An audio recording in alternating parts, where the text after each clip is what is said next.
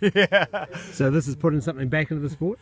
Yeah, you know, I raced for shoot 30 years, I think. Yeah. But I've been training riders since 2006. So for me, I've always loved to share, you know. Even when I was racing, I would always love to help the younger guy, or even shoot my competitor or whatever. I just have that ability to want to share my knowledge, my experience. And, you know, motocross is my life. I've done it my whole life. I've given my life to it.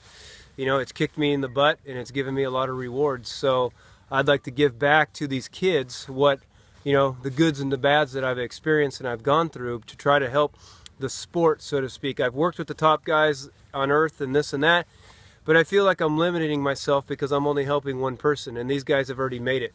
What about this 100,000 or a million other kids that are trying to make it to where we've been to, but there's not really anybody teaching them the right things and teaching them how to be better on the bike and be safer on their bike and not just go faster on the bike. But when I teach these guys how to be safer and better on the bike, it automatically makes them faster because they have more control. They have more know-how. Over the years, you've seen a great many things. Is the sport better now than it was 20, 15 years ago, or is there some things that you've lost that you'd like to see back? I mean, yeah, it's good, and it's, you know, yeah, I mean, it's hard to say. There's good parts and there's bad parts. The bad parts, I think the rawness, the passion for it, it's kind of gone away. It's been a little bit more commercialized, but when anything gets more popular, the more commercialized it gets. You know, I think, you know, again, the good part, it's gotten more popular around the world, but has it made more motorcycles and gear sales more? I don't know. You know, I think the sport's become more dangerous just because, one, maybe the bikes are a little bit too much for the average rider. Two, the tracks are too focused on jumps and making them smooth, they're too fast. And three, a lot of equipment has come out that to try to make the rider safer, but has been putting him in such a bad position that's actually making him more dangerous. So, you know, yeah, there's good and bad on when I was in my career and now. So I can't really say if it's gotten better or worse. Yep. You know, some parts yes, some parts no. Okay. Recent news, of course, is that Villopoto might be going to do motocross Grand Prix. Are you excited about that? Yep, very, very. I think that's very good for the sport because, you know, we need motocross to be successful all around the world. We need it to be in New Zealand, to Australia, to Europe, to America.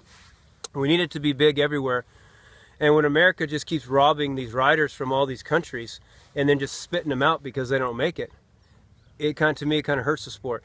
So if we can get some top Americans to come, or, you know, top riders to go to other series, I think it elevates it a bit. And for Villopoto to go over there and race against Cairoli and these guys, you know, that's a big piece to chew for him. You know, everybody thinks, oh, Villopoto, he's going to go smoke him. No. So your money be on Villopoto or Cairoli?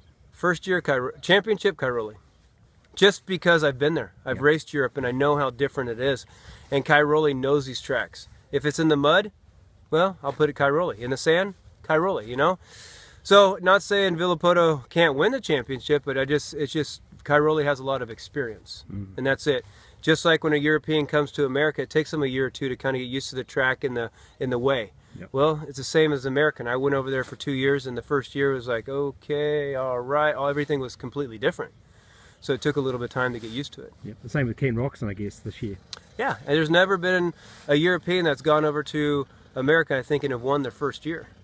Either has an American gone over to Europe and won their first year, I don't believe. It took Brad Lackey a few years, didn't it took Trampus and the rest of the guys, you know, Bobby Moore, a few years. So, yeah. This is not your first visit to New Zealand. You've been a few times. You love it here? I came in February, and yeah, just the countryside is amazing. You know, we were riding bicycles the other day, and we don't see this. You see these huge, big, healthy cows right by the beach eating this grass that you could smell.